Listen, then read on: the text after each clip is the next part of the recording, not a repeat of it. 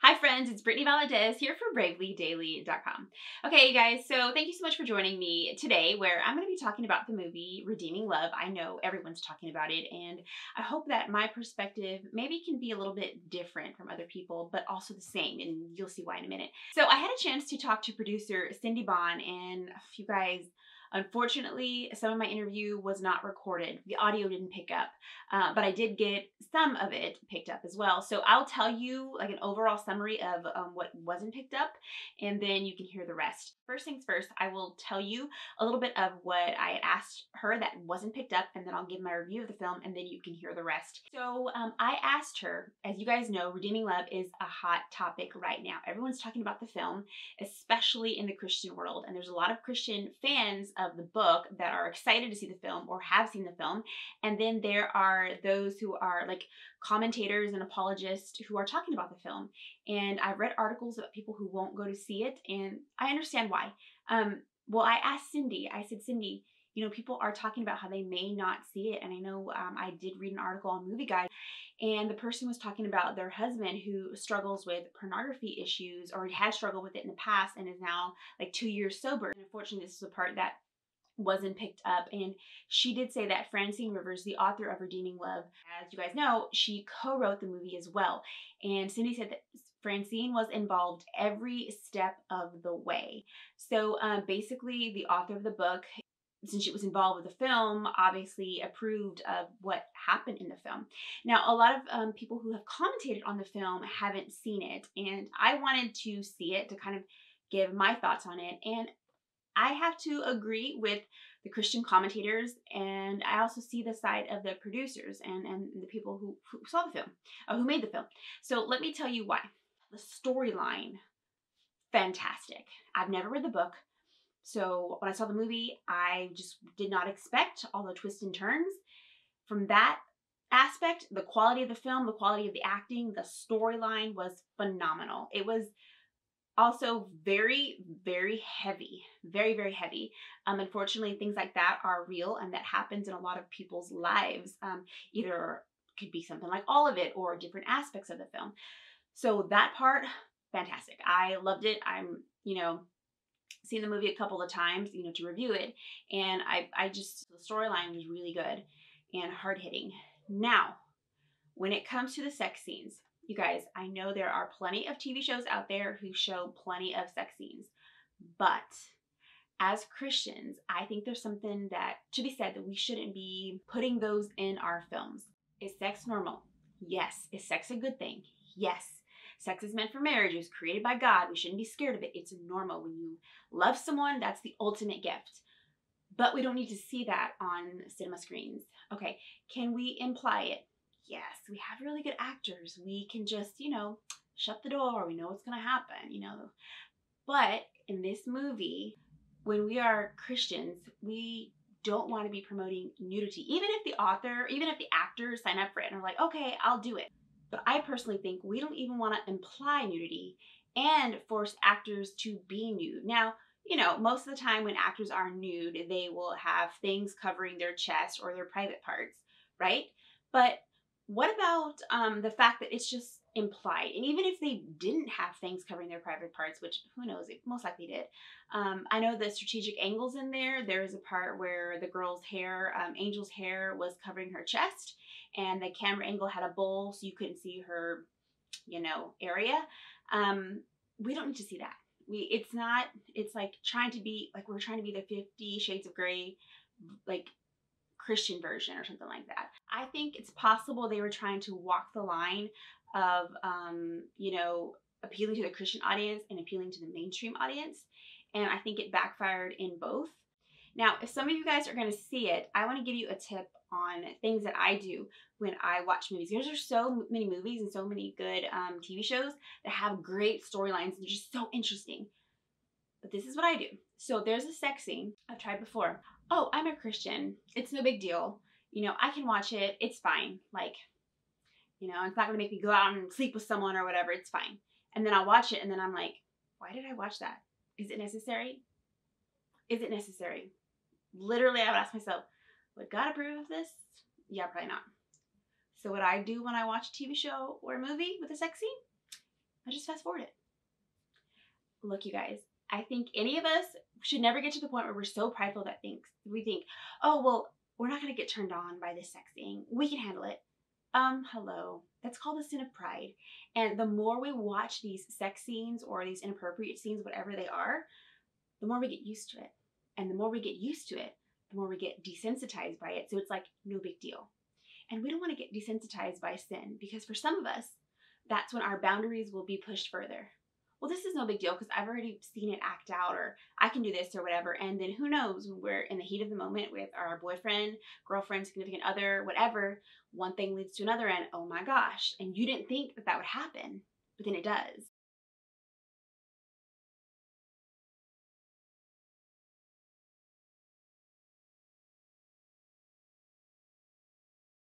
It's like when we watch stuff like that, we're kind of encouraging Hollywood to keep pushing out content like that. So, you know, I think that we do have to be wise when it comes to the content that we do watch. Now, I was actually watching a live video that Brandon Lake, the Christian singer, he is from Elevation, I believe, and he did a video with his wife. And he talked about how him and his wife had to walk out of a movie because he struggled with pornography growing up, and sex scenes that were just really raunchy triggered him. So actually, I will put that clip in here right now. Boundaries in our marriage. Number one, and this took many years. This is important for people. Listen to this next part. No, this is probably not what you're thinking I'm going to say. Okay. Then we really had to stop watching certain things in movies. That is even recent. We do not watch, you know, we don't watch a lot of the mainstream movies. We do not watch shows that lead to, because we've learned that unmet expectations come from things like movies and shows. And that is number one. We just cannot watch it because no matter what, it affects them. Men cannot unsee things. And that is a big thing that, like, when we stopped watching, I mean, it's just like movies, you'd see it. What was one? We walked out, probably should have done more research on it.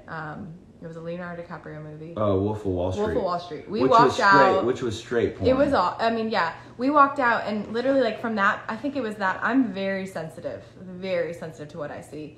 When we walked out, we literally were like, we just can't. Like, we have to be smarter.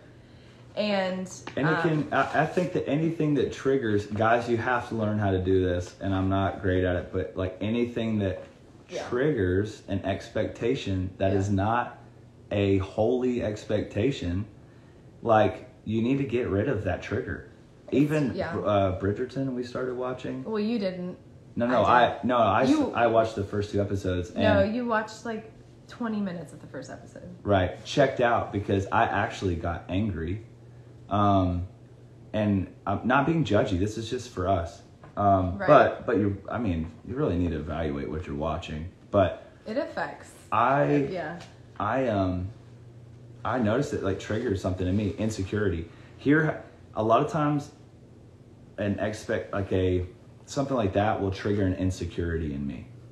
And then I want something from her, but then I'm like, I know it's not realistic, and so it creates insecurity in me. Okay. So we can't watch stuff like that. Yeah, and I honestly feel like it was a season of after we stopped like letting ourselves be exposed to certain things, that intimacy grew on where it really did. Okay, anyways, moving on. Also, like, dude, hold on 1 second. This makes me mad. And again, guilty. But like, what? I know there's going to be wives on here that are like, it doesn't bother me. It might be that you've become very numb. Yeah. But you should not have to watch your husband see someone else's breasts. You shouldn't. And be okay with it. Like, that's crap. That is crap. You're not supposed to see that. And there's a whole nother level we could go into about like that person on the screen, whether I know they know what they're doing. However, like, we have to be held to a higher standard. I'm not perfect. I'm literally saying in a recent season. Yeah. We have learned. We can't watch that. Triggers. It's triggers. I've just been convicted. I'm like, like, how is that okay? Like, I've reversed it, and I'm like, how would I feel if she's just seeing naked dudes? Like, are you kidding me? Are you freaking kidding me? And like, all of a sudden, dudes are supposed to be okay. Like, wives are supposed to be okay with dudes like seeing breasts on TV. Like, it's not okay. Sorry, I'm ready to rage right now. Now, I love what he said, the part where he said, hey, women, why would you want your husbands or significant others, like boyfriends or whatever, to see another woman naked? Why? You shouldn't want that. You shouldn't approve of it. And I never really thought about that. Like, first of all, I don't like watching, sex scenes at all, but like, it's super embarrassing when it's with anyone else. You're like, oh God, this is awkward. But he made a good point. If I'm going to go to the movie with like a guy or whatever, do I really want them looking at another woman's body part? Like, wives, would you want your husband to be looking at some other woman's like chest or bottom? And guys, for you, would you want your wife, girlfriend, whatever, looking at some other guy's like parts? No. So when he said that, I said, wow, I didn't think about that. But that's very, very wise. Now, yes, the good side of redeeming love is it does tell a story of, redemption, which is what Jesus Christ did when he died on the cross for our sins. Like, how many times do we reject him and he takes us back? How many times do we ignore him and we say, we'll try again tomorrow, do something, and we never do? Or we spend most of our like life living in sin and keep rejecting God and turning away from him, and he still loves us and he redeemed us on the cross. Like that I loved about the movie. It just didn't need those sex scenes. Now, another thing that I found interesting was how Caleb Christian Radio promoted the film. I found that very interesting because if you guys remember, they would not promote the film Unplanned, which talked about abortion. Now, I think that they thought it was too mature for their audience, but I'm like, you're willing to promote a film that also has like implied sex scenes. Like, honestly, they showed like the sex scenes were really between Angel and her husband, but I don't need to see that because you could see the heavy panting, the breathing. Like, I'm not going to describe anymore, but it's just, we don't need to see that.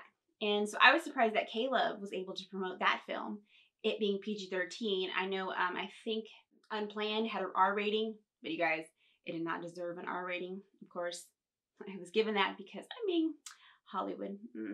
But I think that I would show a lot more people Unplanned, including young kids, because they need to see the reality of what abortion is. And there was no abortion being performed or anything like that. But I would be very cautious with who I would show redeeming love to, like young kids, especially young teenage boys. No. That's really where I stand when it comes to films like Redeeming Love. And I want to know, you guys, what did you think about the film if you watched it? And are any of you guys not planning to watch it? And if so, why? And for my fellas out there, maybe some of you guys have struggled with pornography or just like lusting after women in general. Maybe some of you girls.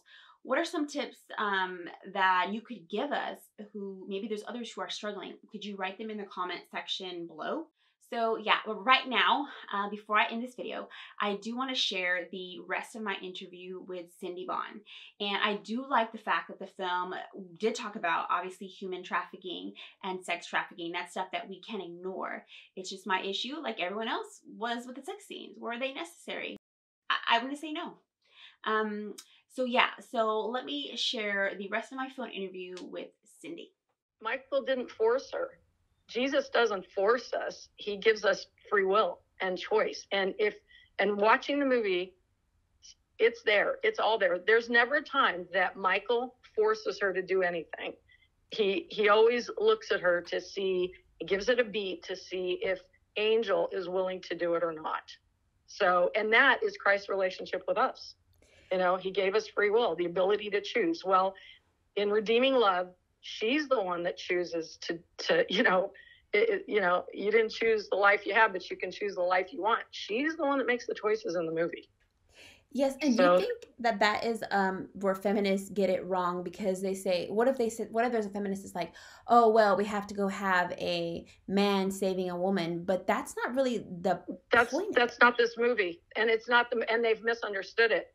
They're not understanding. Again, it's an allegory. Think of, Chronicles of Narnia. I mean, there's a lot of great allegories out there. That it's not. And he's not the knight in shining armor coming on the white horse. He's not. He's literally waiting for her. He doesn't go after her the third time. I mean, he goes after her. He does go after her a couple times before, but it's just like the book. I know some of the mainstream critics didn't like that, but that's because they didn't understand why. There's purpose and intention. There's an absolute reason why she did what she did. And by the way, this was really cool, but one of the most well-respected organizations in the world that helps survivors who've been trafficked, a gentleman, the CEO of a huge, very well-respected organization, I spoke with him. He saw Redeeming Love, and he said, Cindy, he goes, this movie is the one we've all been waiting for. It so accurately depicts a woman's journey coming out of being trafficked or abused. He said 90-something% of them always go back. They go back. People don't understand that. So this is a very accurate depiction of the struggle that someone, here we have Angel, who as a child was trafficked.